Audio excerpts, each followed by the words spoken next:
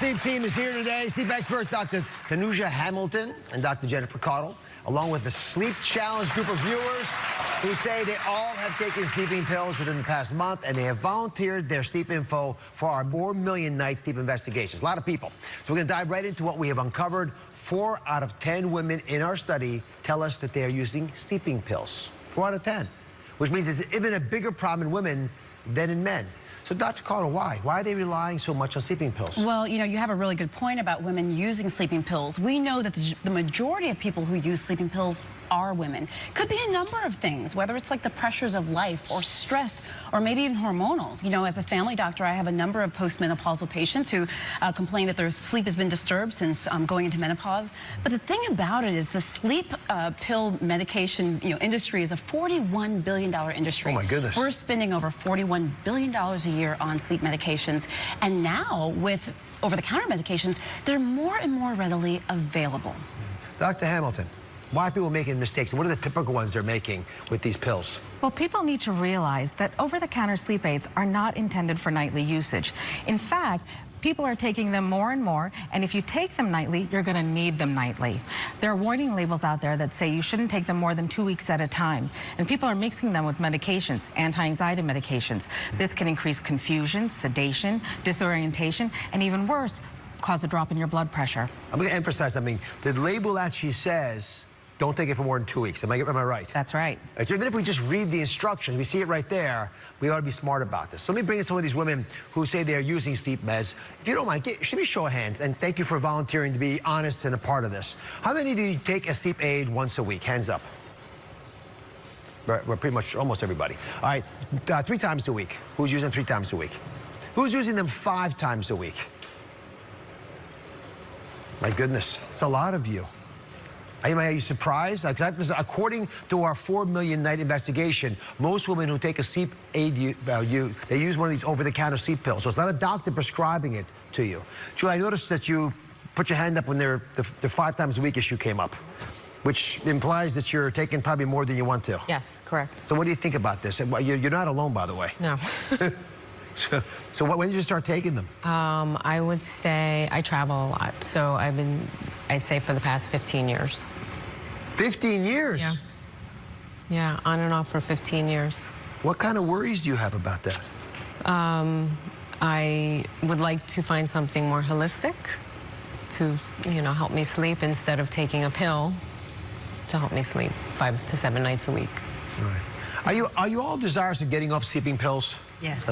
Okay. So you're on something you don't want to be on, and we got to find some answers for you. So, Dr. Hamilton, what exactly are people taking to fall asleep?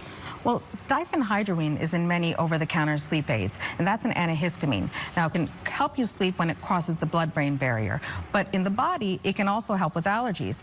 Now, people might take allergy medications to help them sleep. They might have other ingredients. You may not know the correct dose, and that can become a problem. In fact, if you mix it with other medications, alcohol, there are dangerous results that could happen from that. I mean, if you're taking a pill for allergies and you're trying to sleep with it, that's not the primary reason folks came up with the solution. All right, now you say there's some side effects that we can run into. These are sleeping pill hangover side effects, something that I hadn't thought of much. Yeah. So please walk us through them, because I bet a lot of you, especially if you're taking a lot of these pills, might be running into these. Yeah, well, patients will take sleeping pills and say, why aren't I feeling refreshed? Why aren't I feeling great? I'm still tired the next day. Well, in fact, the effects of the medication can linger into the next day, and that can cause you to be overtired, it can give you blurry vision, and it can affect your mental alertness, and that can be a problem with work performance, and even worse, motor vehicle accidents. Right. It can be very severe. And it seems so safe. You're taking an over-the-counter product, right? And that's the problem. Who would think? So, in fact, here's a sleep confession Julie made after taking an OTC sleep med the night before. I take the over-the-counter sleeping pills because I have a hard time staying asleep. I can fall asleep, I just don't stay asleep, so I've tried everything over the counter. And every morning I wake up and I feel groggy and cloudy, and I can't shake it off.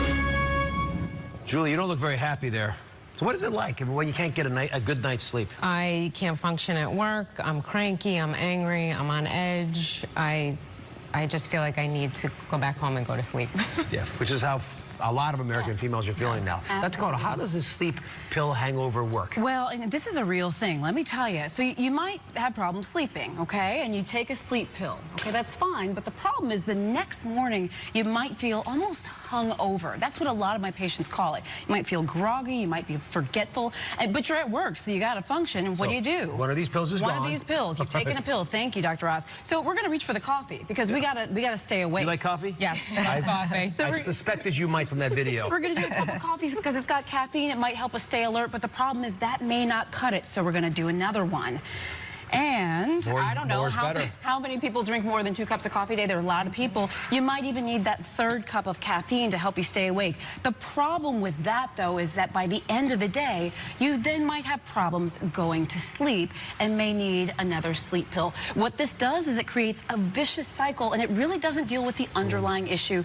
It can actually be very problematic. And this is the cycle that we fall into. It's actually more like a whirlpool, getting sucked down the drain. Another problem, of course, Dr. Hamilton, is one that you talk frequently about, which is not just the quantity of sleep. Oh, yeah. According to research, although these sleeping pills might help you sleep longer, are you really sleeping better? Not really. In fact, it can affect the amount of REM sleep that you get, and that's your restorative stage of sleep, and that affects your daily functioning.